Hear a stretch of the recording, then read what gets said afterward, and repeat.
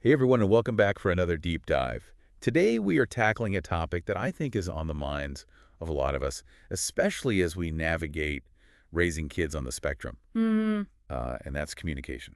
It's such a huge part of parenting in general. Right, and I think it can feel even more loaded when you're trying to connect with a child whose communication style might be considered different, you know? Absolutely. And it's easy to feel lost or unsure where to even begin.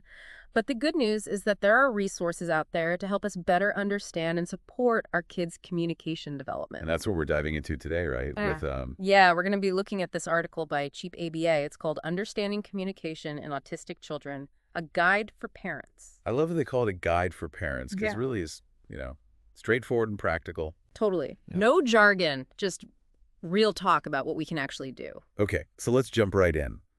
When we talk about communication, especially with kids on the spectrum, it's like we often think about spoken language, right? Right, and while spoken language is super important, we can't forget that it's only one piece of the communication puzzle. So true. So true. It's kind of like, well, imagine trying to solve a puzzle, but you're missing some of the pieces. It can be frustrating trying to figure out what our kids are trying to tell us if we're only focusing on the words. Exactly. And that's why Cheap ABA breaks it down into these three main ways that autistic children communicate. Okay, lay it on us. So first you have language use, which is what we typically think of as verbal communication. But then there's also nonverbal communication, like gestures, facial expressions, body language, all that good stuff. And finally, and this was huge, behavioral communication. Behavioral communication. Okay, so like when my son gets super quiet and starts lining up his toys, that's actually him trying to communicate something, not just, being quirky. Exactly. It might look different, but it's still communication. And the more we understand these different forms, the better equipped we are to respond in a way that makes sense for our kids. This is reminding me of this thing my daughter used to do. It's called echolalia, right? Where she'd repeat back phrases I just said. Oh, echolalia. Yeah, lots of parents see that and think, oh no, she's not really talking. She's just parroting me. But it's so much more than that. Tell me about it. I used to get so thrown off by it. Like, I'd ask, do you want a cookie? And she'd be all, do you want a cookie right back at me? I was like, I asked you first. Chuckles. But see, that's the thing, that repetition. It's not just mindless. It can actually be her way of processing language, connecting with you, even requesting that cookie. Wait, so you're saying when she said, do you want a cookie? Back Uh-huh. to me, she might have actually been saying, yes, I want that cookie. Ding, ding, ding. We've got a winner. It's all about understanding the context and really paying attention to those nonverbal cues, too. Is she reaching for the cookie jar? Is there a twinkle in her eye? Wow, my mind is blown right now. I wish I knew all this back then. It would have saved me so much stress and probably built a stronger connection with my daughter. It's never too late to learn and adjust our approach.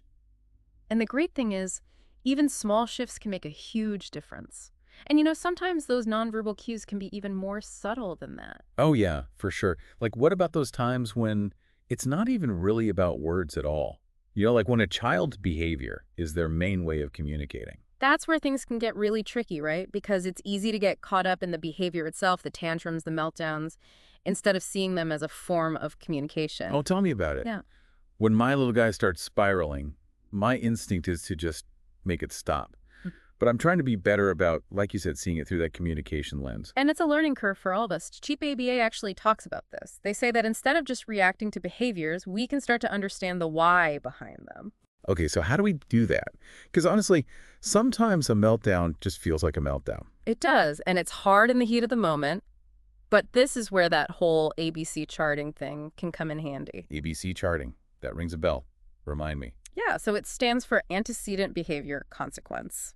Basically, you're playing detective a little bit, looking for patterns in your child's behavior.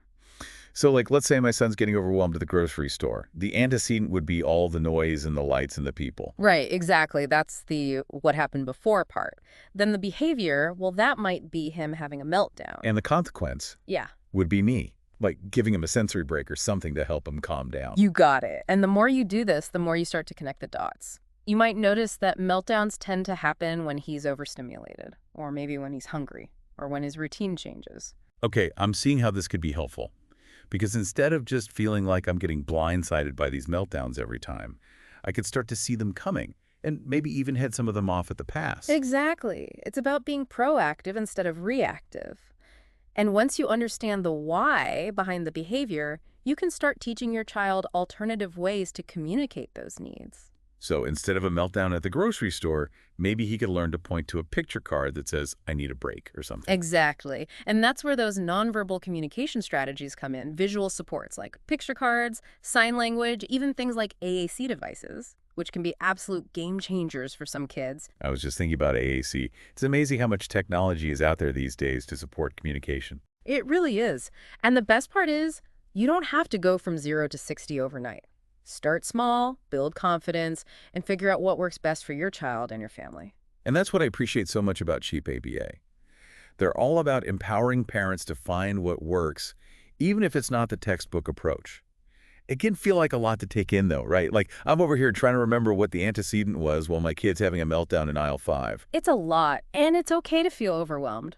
Sometimes we just need to give ourselves a little grace. Grace, and maybe a giant cup of coffee. Exactly. And that's actually a perfect segue into something else Cheap ABA talks about, which is the importance of seeking support. Because we don't have to do this alone, right? Absolutely not. There are amazing professionals out there, speech therapists, occupational therapists, BCBAs who can work with you and your child to figure out those individualized strategies. It's like having a coach in your corner, right? Mm-hmm. Someone who can see the bigger picture and help you come up with a game plan. Exactly. And they can also help you navigate all the different resources and options out there, which can feel overwhelming on your own. Especially with all the, acronyms and stuff. Like, what even is a BCBA? Right. So a BCBA is a board-certified behavior analyst. They're trained in applied behavior analysis, or ABA, which is a really effective approach for teaching new skills and addressing challenging behaviors. See, this is why I love these deep dives. We get to break it all down. And remember, Cheap ABA is a great reminder that there are ways to access these resources without breaking the bank. Because everyone deserves access to quality support, regardless of their budget. 100%. So don't be afraid to ask for help, to reach out to those professionals, to connect with other parents who get it. It really does take a village. It really does. And, as we wrap up here today, I'm feeling hopeful. I'm realizing that even though communication can be challenging, it's also such a beautiful opportunity to connect with our kids on a deeper level. So beautifully said. And those connections, those moments of shared understanding, those are the things that make all the difference. They really are. So to everyone listening out there, thank you for joining us on this deep dive. Remember, you are not alone on this journey. Keep learning, keep advocating for your child, and keep believing in the power of communication to unlock a world of possibilities. Couldn't have said it better myself. Thanks for having me. And thank you all for listening. We'll catch you next time for another deep dive.